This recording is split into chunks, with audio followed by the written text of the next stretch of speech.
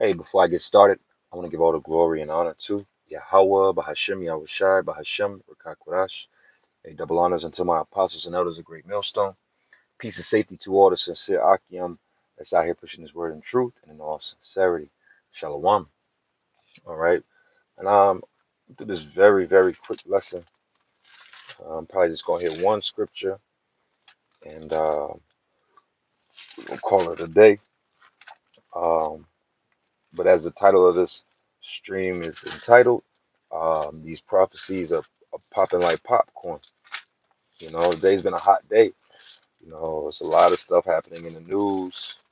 Um, and you know, one of the main things that is happening um, is the what's happening with the stock market.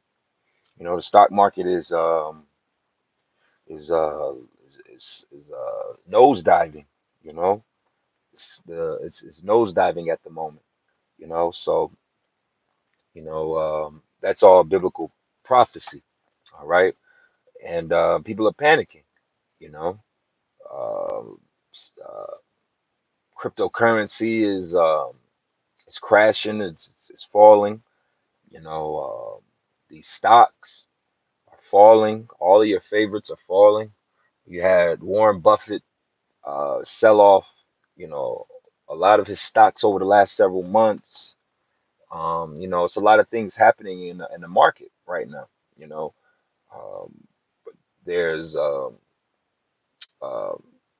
threats of who was it? Iran possibly attacking Israel. You know, there's a lot of things happening right now in the world that's speaking.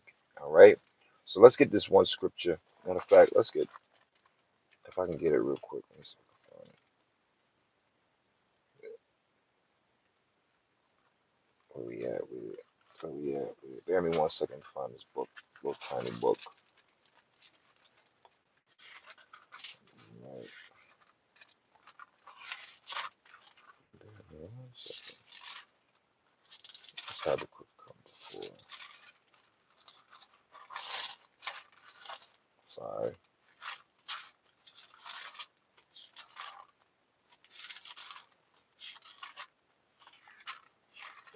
Table of contents. Not no worries. All right, here we go. Where's that cook at? Cook is Nahum. Yeah,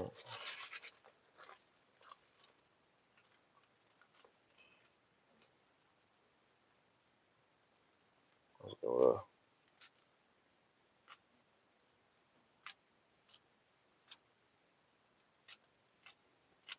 So like you got a little distracted there.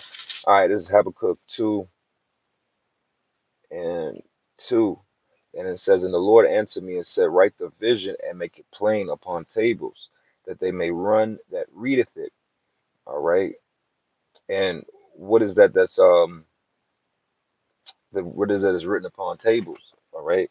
These prophecies, the words that we're reading today in the Holy Scriptures, were written by men that were um, divinely inspired by the Heavenly Father, all right, through the angels and so on and so forth, to write these words that we have today that gives us as a sign of the times. Scriptures say redeeming the times. You know, how do you redeem the time? How do you measure the times diligently? How do you do these things? You know, it's not by Esau's doomsday clock. This is by seeing these visions that were written down and seeing them come to pass. Now, who are the ones that is made plain unto that may run and readeth it? The prophets. All right. Matter of fact, I'm holding a bunch of precepts at the moment, but let's, for the sake of edification, you know, these events that are occurring in the world are being done by the Heavenly Father to spark the spiritual eye or spiritual keen senses of the elect. All right. See, this word is not for everybody. All these events that are occurring, most people are still extremely in the dark and blind to. You know, the Lord may wake them up later. Everybody has their time, you know, but for the most part, this word is, even when those that do get it, um, whenever they get it, even if it's in the last hour, the 11th hour Israelites, as we say, um, they're still part of the elect. All right, so let's get Amos 3. Yes, Amos 3. This is Amos 3 and 7. And it says, surely the Lord, Yahweh Bashem Yahushai, will do nothing, but he revealeth his secrets unto his servants the prophets. So again, going back to Amos the second chapter, those that runneth that readeth it are the prophets. See, the Holy Scriptures is a Bible, is a book that was written by the prophets for the prophets, you know. And this time the prophets are using these words to give the understanding, or giving these words the understanding, the oil from from Yahweh Shem Yahushai to do what? Tell those that are also the elect, that the 144,000 members and that great multitude that's out there. All right, which is still a small remnant in comparison to the entire world. All right, so it says verse 3, and it says the vision is yet for an appointed time, but at the end it shall speak. And this is one way that we know that we're in the end, is because these prophecies, see, we're not in the end because specifically um because you know, well, you know what, I'm not even going to say that we are in even when people of old were saying we were in the end, we were in the end. We've been in the end for over 2,000 years now. But if on a deeper level of understanding, you come to understand that we are at the end of the end. See, this is the last few seconds or the last few pieces of sand to fall through that hourglass. That's what time we're in. See, when you read Hebrews, the first chapter, when you read the account of Yahweh Shai, who the world ignorantly calls Jesus Christ, that's why Herod was moving the way that he was moving, because he understood what that meant, that we were that the Messiah was on the scene, and that was a signifying um, person of the end of the Edomites. Scriptures say that Yahweh Shai would have knew because he is the word, all right. But the word, what does the word say? That Esau is the end and Jacob is the beginning that falleth thereof, followeth thereof. Second Ezra, the sixth chapter. All right. So Esau is the end, and he had his time 2,000 years ago during the Roman Empire. All right. But there was, as it would tell us in Revelation, the 13th chapter, that there would that this beast would be wounded unto death and would be healed, which we're in today, which is the reviving of the ancient Roman Empire, which we're in today. Okay, and that's how you know we're at the end. These prophecies. All right, that's why the scriptures say, "Blessed is he who readeth," because the only way to truly um, measure the time diligently is actually understanding these scriptures. All right, and it says, "For it is yet for an appointed time, but at the end it shall speak and not lie."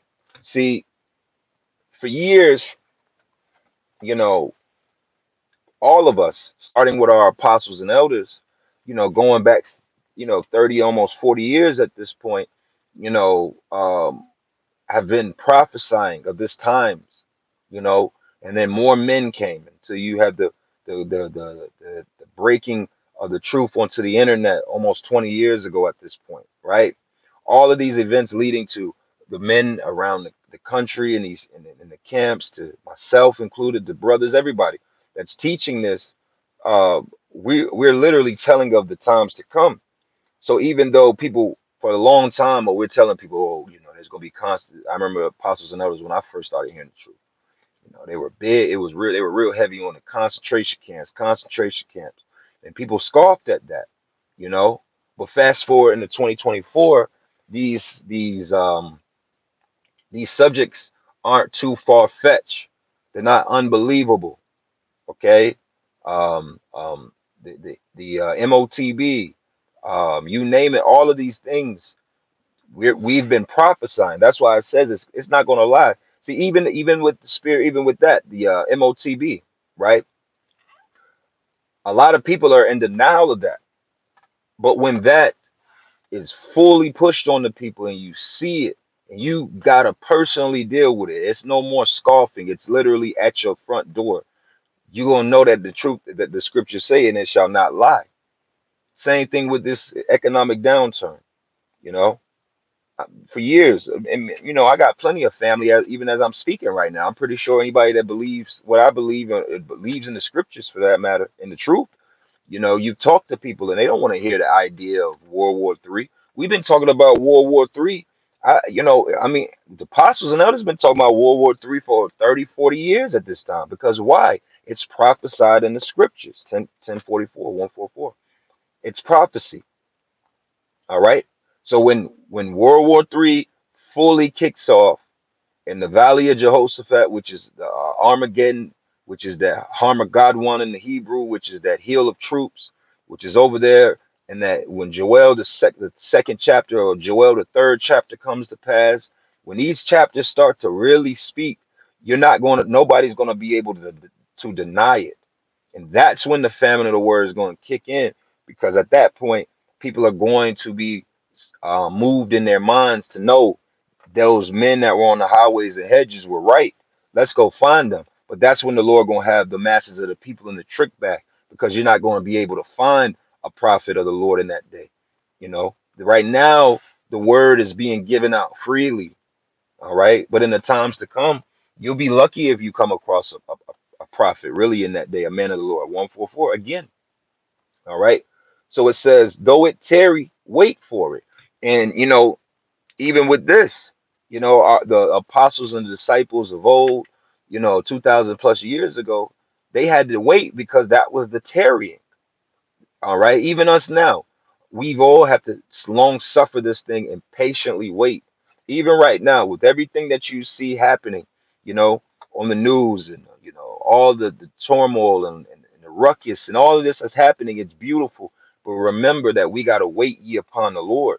All right. And remember also above that, what are we actually, what prophecy are we waiting for that actually solidifies that we are truly at the end of this kingdom, which is our captivity, is that MOTB, that hour of temptation that everybody, most people, not everybody, but most people like to ignore and overlook. All right. Oh, shit.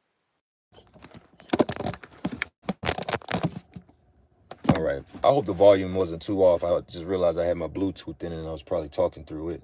But nevertheless, I'm pretty sure it was okay. Um, Again, it says, surely it shall come, it will not tarry. All right. And that's the point. It's like, though it look like we're tarrying and we're waiting, it shall surely come. All right. That's where faith comes into play. That's where long suffering comes into play. That's where patience comes into play. You know, the biggest thing with anything is patiently waiting when you get closer to actually being able to experience it. A lot of people lose, it's some people lose patience in the beginning. Some people lose patience in the long duration, so the middle part. And then there's that group of people, which we all want to make sure that we don't, is you lose patience at the last second. All right. When the time is about to, when you're at, let's just say the timer is at midnight.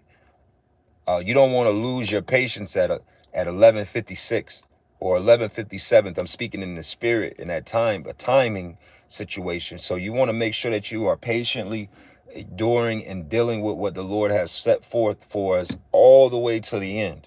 That's why the scriptures say, "He that endureth to the end." The end is the end.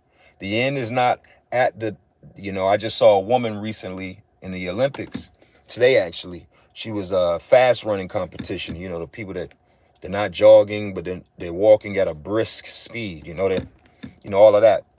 And she got to I'm talking about like the end, you know what I'm saying? Like we've seen these examples where the finish line is few feet in front of her. But she gave up. She took her foot off the gas because she started celebrating. And number two, passed her ass. And that, just like that, she lost. She went from getting a gold medal to a silver medal. All right. But in the spirit here, if you're here right now and you understand what the hell is going on, there is no silver medal. There is no bronze. Either you get a crown or you die. And that's a lesson in itself. Get a crown, get a crown, uh get a crown or die is really the only options here. Either you're a part of the elect or you're not. There is no participation award here, you know. So again, let's go to the next precept, which I wanted to get from the beginning, but hey, that's the spirit, you know. This is Ecclesiastes 12 and 1. And it says, remember now thy creator in the days of thy youth, while the evil days come not, nor the years draw nigh, when thou shalt say, I have no pleasure in them. And that's where the patience that I was speaking about comes into play. Because see, you know, a lot of people out here, I'll use myself as an example, which within myself, there's the I would say, as far as we all have this in common that's here, that's teaching, all right, through the spirit, you know, is we heard this word, right? Like the first time you heard that you were a Hebrew Israelite and it resonated with your spirit and you was like, man, I think this is it. So you studied and you studied. It just became a part of your life. It wasn't no putting it off, you know. When I heard that I was an Israelite, the process started then for me. That process for everybody has different lengths. I'm not judging that. I'm not talking about that. But what I'm speaking about is it's an instant thing. It's no, hey, you know what? I didn't hear this word X amount of years ago and say to myself, you know what? I'm gonna go get my life together. I'm gonna go do this. I'm gonna go do that, and then I'm gonna double back and then I'll get in this. No, it was like, okay, this is what it is. Then what? It was like Neo in the Matrix, red or blue pill. It wasn't. You know what? They didn't tell him like, well, if you don't take the red pill, we'll give you the blue pill and we'll revisit this in 10 years. No, you're going to take this blue pill and you're going to wake up in your house as if this never happened. And that's the reality of it. So this is why we go hard and we hit the highways and byways weekly. We do these lessons as much as we possibly can do, because why? This is about persuading specifically starting with the men of our nation, the nation of Israel, starting with those men and persuading them through this word, through the spirit, to get your shit together, because you don't know the day. All right. Verse 2, and it says, while the sun or the light or the moon or the stars be not darkened, nor the clouds return after the rain. So like as the scriptures tell us, the day of the Lord is a terrible and gloomy and dreadful day. You know what I'm saying? So this is speaking about, while everything is still going, still operating, you want to make sure that you get this word before it's too late. And that day is coming real close where it's going to be it, you know? You're going to have to basically survive off of what you've done from the moment you heard that truth, the Lord gave the calling or put it out there, and what'd you do with it? And a lot of people heard the word and agreed and was like, okay, but I'm not going to do that. I hear you and I don't, or they scoffed at it, and they're going to have to reap what they're going to have to basically stand on that. The scriptures say that fire trieth all of our works. Some men shall be gold, some are silver, some are wood, some are hay, some are stubble.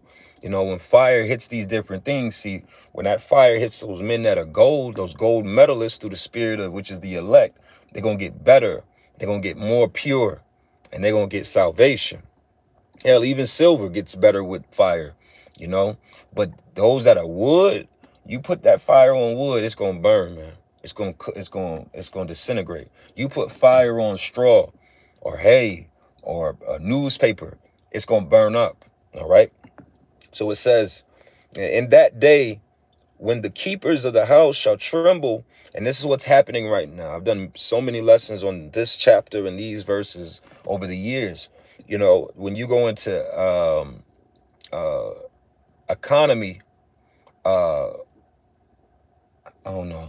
I don't know why I'm drawing a blank on the actual Greek for economy, because the word economy comes from a Greek word which means housekeeping.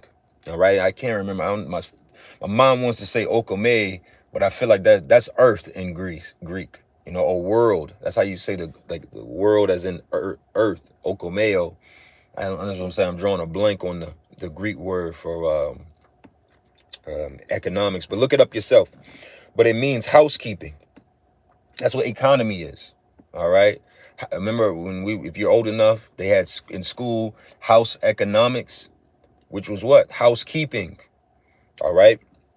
So it says in that day when the keepers of the house trembled, that's your economy.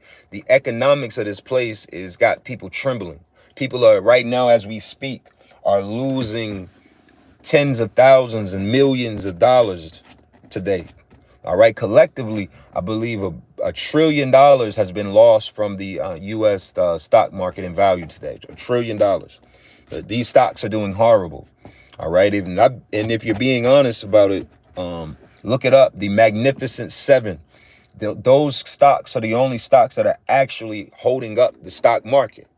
Look it up. It's called the Magnificent Seven, which is like Google, Meta, Nevada. I'm probably sure I'm messing up the pronunciation of that. That's the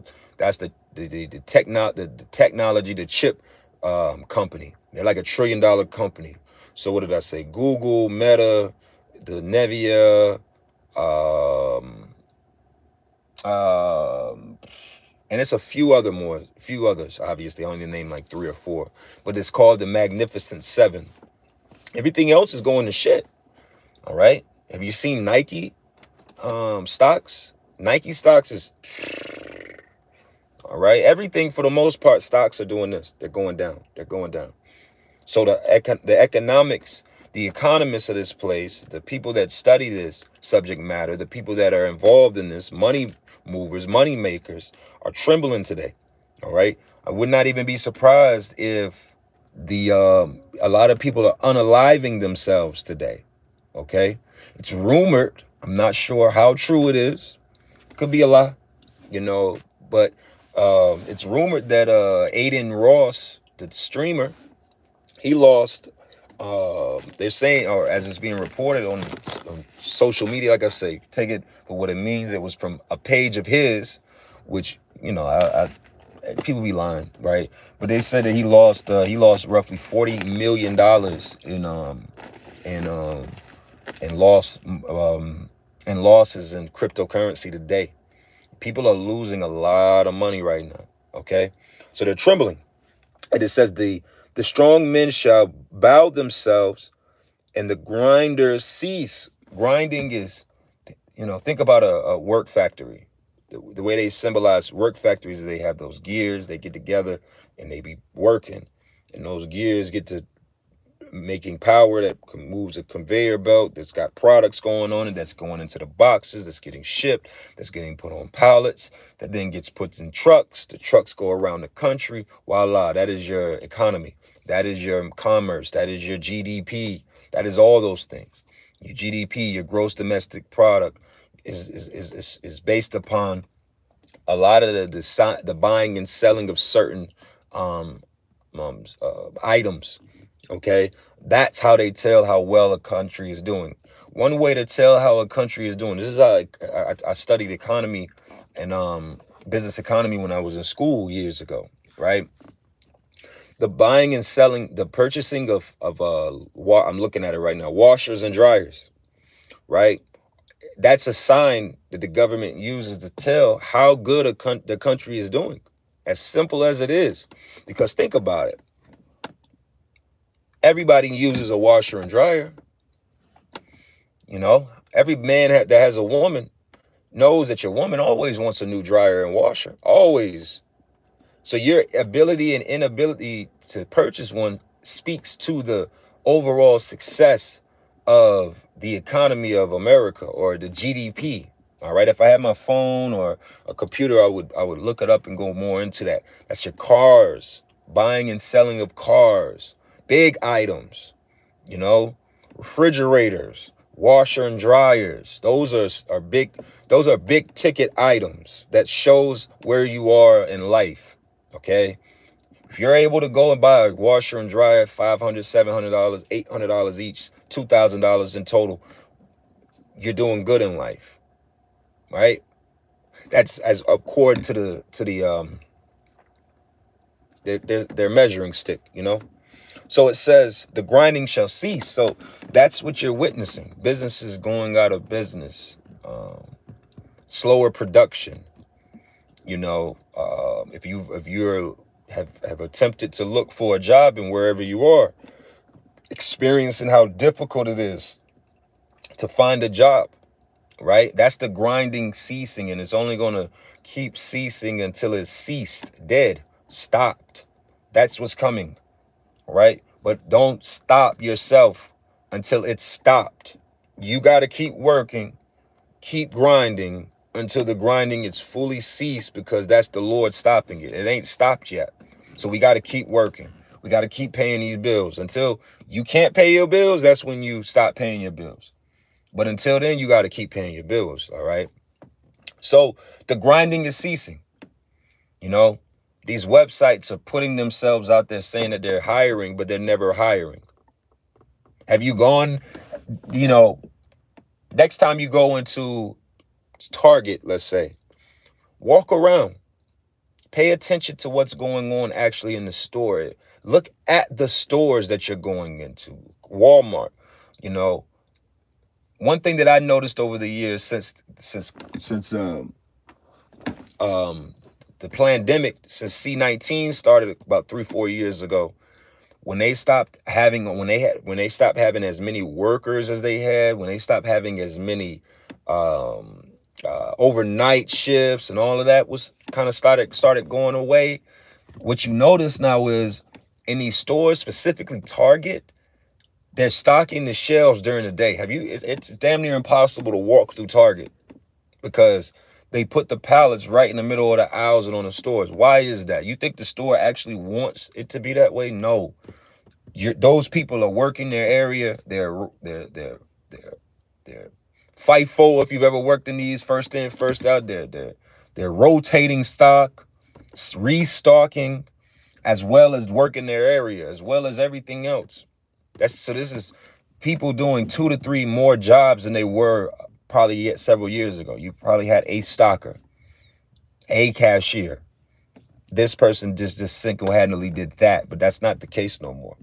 Okay, so the grinding is ceasing. All right.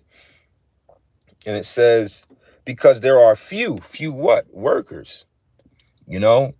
See, even though unemployment is going up and people are having a hard time finding a job, it's because these jobs are actually having a hard time paying the people as well. So again, there's fewer people working. People are waking up to the scam and the fraudulent activities behind having a job.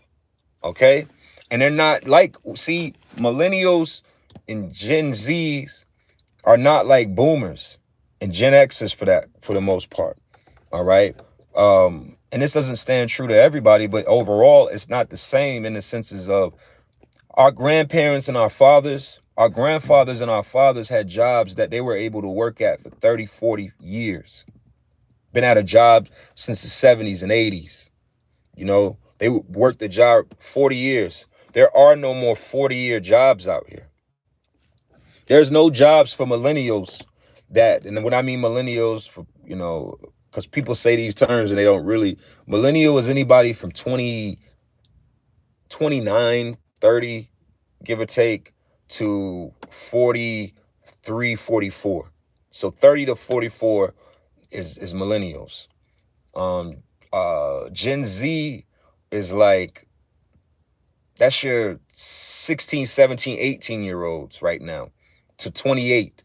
That's Gen Z. So when people say young people, a lot of times, you got to make sure you understand who you're speaking to, in the senses of these, people say Gen Z, you know, honestly, Gen Z is not a bunch of babies either. So again, that's a whole nother subject matter. But the point of what I'm saying is that younger people under the age of 40 didn't get the same quality of life or style of life that people that are 45, 50 and up got. So that there's the fewer, it's fewer people that are working. You got Jake out here that'll rather, figure it out, you know, and however they figure it out, you know what I'm saying? Because In this day and age, you got jobs out here that are paying people still, which is crazy to think. Some jobs out here are paying people $10 an hour in 2024. You know what I'm saying? And I mean, hey, people need a job. People gotta have a job. I get it, but you get my point of, like, in reality, $20 job, $20 an hour is not enough. $30 an hour is honestly not enough.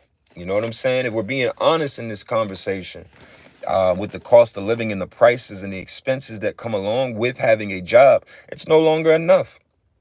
Okay, so that's where the fueling is coming from. Not many people are, like, just going, like, hell. Another company that's having a hard time with labor is your Amazons. I've applied to Amazon, went and sat there, and I'm like, man, I can't do this shit. Shout out to all the people that do it, brothers that are working at Amazon and those type of jobs. But that's real deal. That's a new form of the plantation, man. They've said that they've gone through so many employees that at a certain point they're going to lose, um, like, they're going to lose the ability of hiring people, because there's people like myself, a big group of people that have either went further and actually did it for a few weeks, applied and looked and was like, hell no, I'm not doing this shit.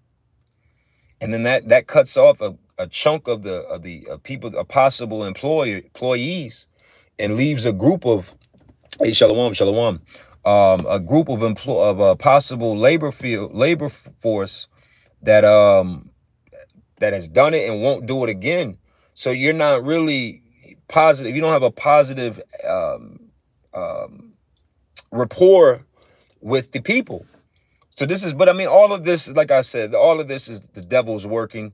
This is all working towards robots taking over and this, that, and the third. But that's this devil thinking he's going to get another chance at a kingdom and going to run it by robots and this, that, and the third. That's not going to happen. All right.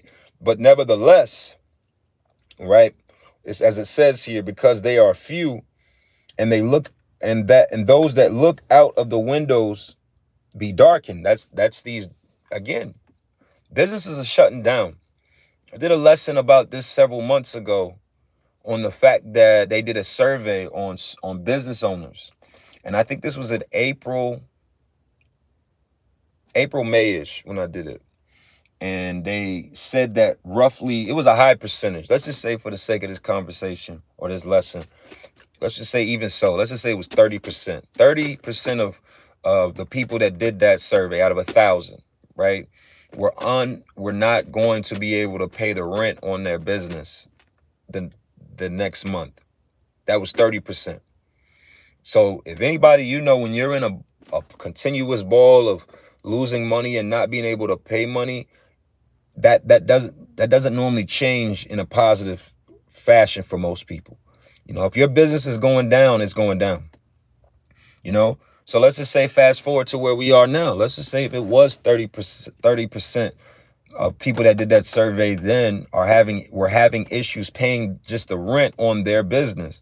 What about now? It could be 40%. It could be, by 2025, it could be 50% of business owners, small business owners, are not able to pay their rent. So if you're not able to pay your rent, that means you're probably not able to pay for a lot of things that goes into running a business: supplies, labor, taxes, you name it. And I did a lesson on this a while back as well too, here in Atlanta. And if you're watching, pay attention to your news. Notice the amount of restaurants that are burning down. All right. A lot of these businesses and restaurants are burning down, not because, hey, it's good old fraud, man, good old fashioned insurance fraud. A lot of these businesses are taking these chances to get a cash out, to get the hell out of this business. All right. Most restaurants are failing. It's an expensive business to be in. Bars. I watch a show with my rib on TV from time to time. It's an old show, old episodes. If you remember, the show is called Bar Rescue. And a lot of those, it was the angry guy. He come into the bar, and the bar was going to shit, and he would come in and curse, like, look at this nasty shit. He curse him out, right? And I watch that from time to time. It just be on background noise on the TV. But what I see when I watch it, this is a show that is almost 20 years old. You know, these are 2006, 2007, 2008 episodes. You know what I'm saying? 2009. This is a long time ago. And these episodes, the restaurants were all nasty.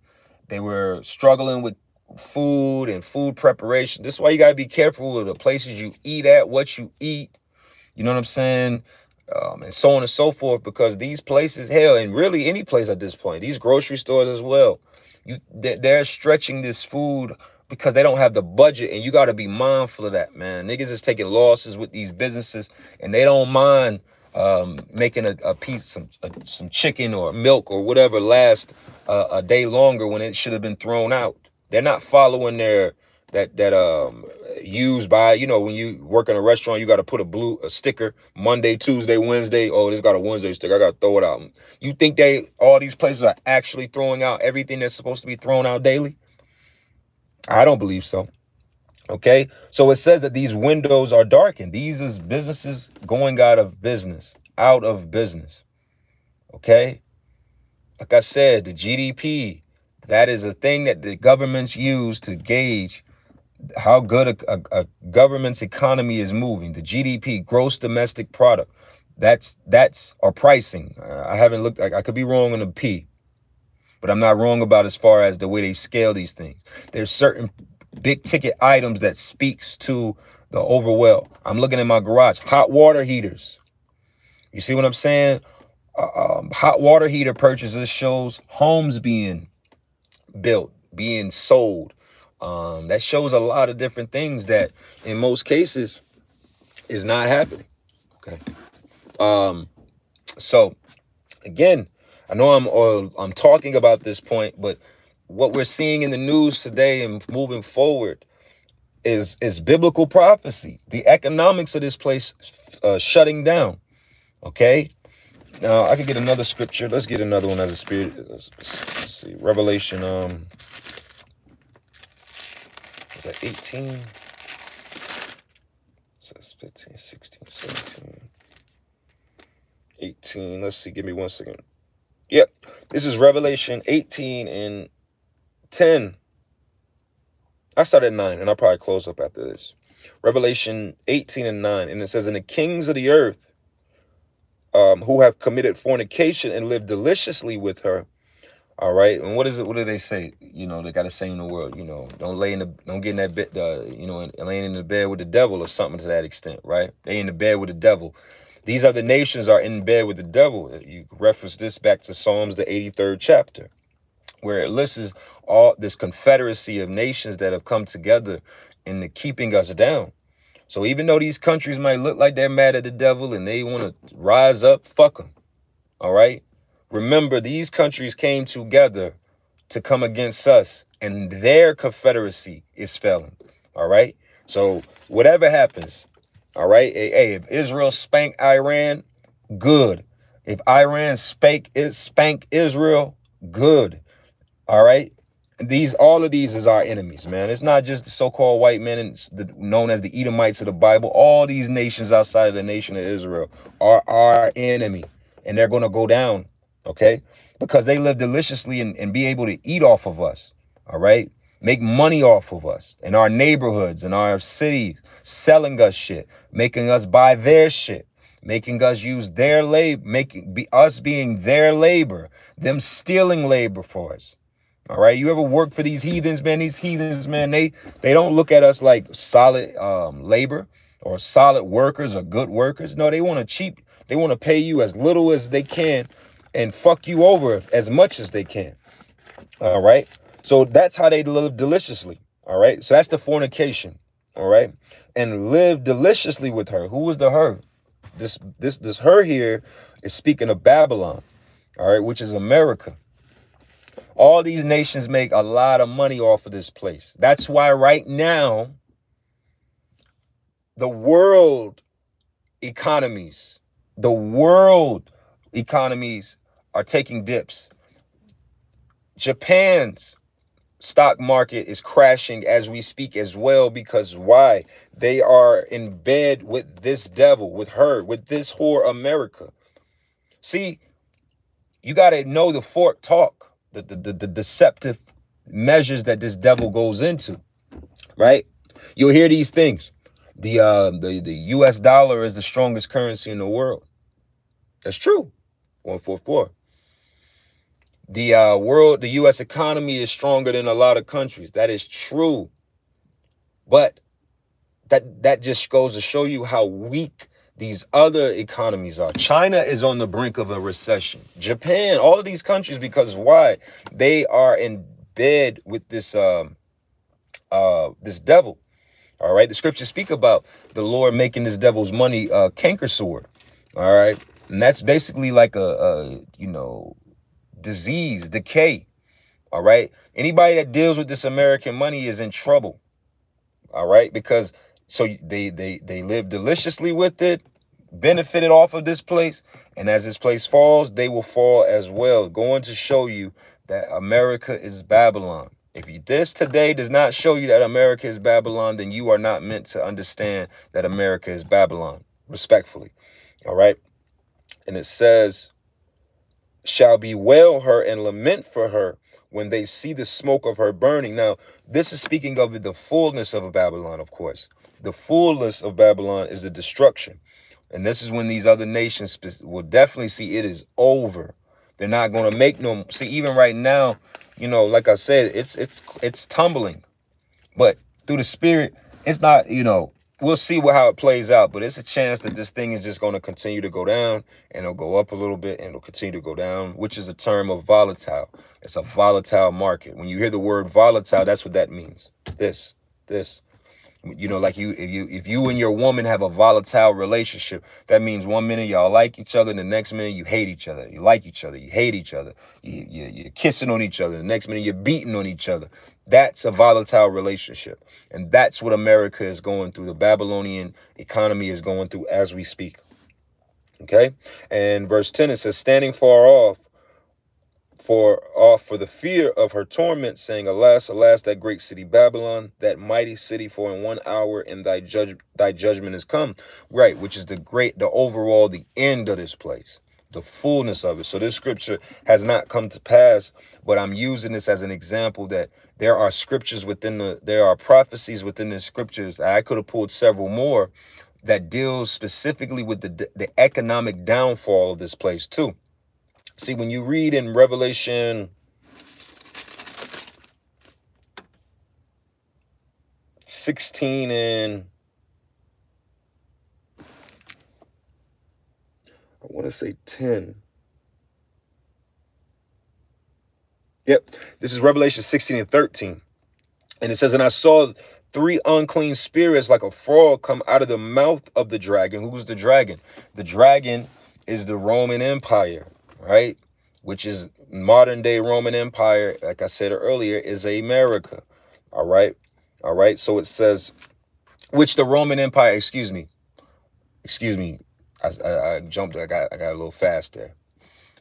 The Roman Empire, which is the beast, is what you know today as the EU. It's the conglomerate of nations. Okay, but America is a part of that in the senses of it is used, which is going to go into that. All right, so I want to make sure I clean that up, make sure I give the full understanding of that the beast is the final leg of the Roman Empire, which the final leg of the Roman Empire is is your EU NATO. That's the 7 heads, 10 horns. Okay, getting back to this point, and it says, and I saw three unclean spirits like frogs coming out of the mouth of the dragon, and out of the mouth of the beast, and out of the mouth of the false prophet. Okay, which what is that? All right, you have that's your 3 city states, right? That's your America, Washington, D.C. specifically, which is the military branch. That's one unclean spirit, which the Lord is attacking. This is what I'm going into. You have the economic branch of the 3 unclean spirits, which is your London.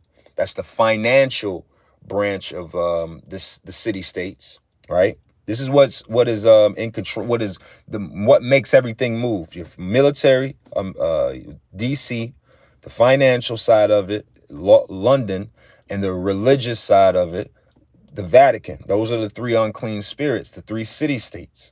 So the Lord is specifically attacking those three unclean spirits through everything. You're seeing the military of the EU military is weak. You see the religion of the EU is weak. Christianity and Catholicism is weak right now. The money that the Edomites is using within these systems is weak. See, the Fed, not the Fed now, the BRICS and what they're setting up has nothing to do with these three unclean spirits, because BRICS, Russia is not part of the beast. Okay, so now let's go back to Revelation 18. And it says, and the merchants of the earth shall weep. That's the, like I said, the merchants, economics, that's that branch. That's the way of the Lord is attacking this place, economically attacking it.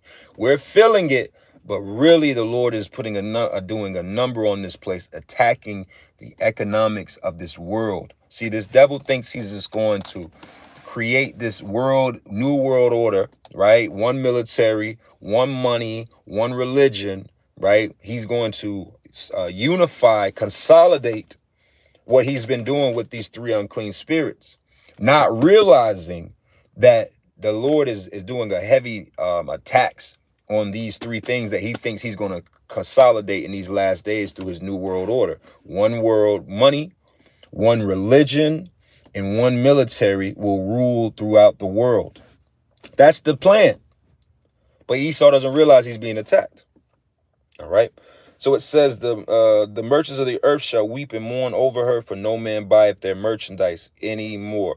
And I'm not going to go into all of the different things, but that's the point. All right. This is money. Money makes the world go round. All right. That's the truth. Remember that old song back in the day? Money makes the world go around, right? And that's where the Lord is attacking Esau, because Esau has made his money and gotten rich and put himself in position through his merchandise, mainly the merchandising of us, using us as slaves, labor, free labor, cheap labor, selling us cheap shit, selling us low quality stuff at a high premium. This is what he's been doing. Okay, so again, what we're seeing happening in the news is prophetic. It's biblical. Whether you believe it or not, whether you can receive it or not, it's biblical. All right. What's happening in the news, everything, the things on this picture, from the economy, what's going over there in the UK, the civil war that's breaking out over there with the migrants and the locals, all of these things that's being played out.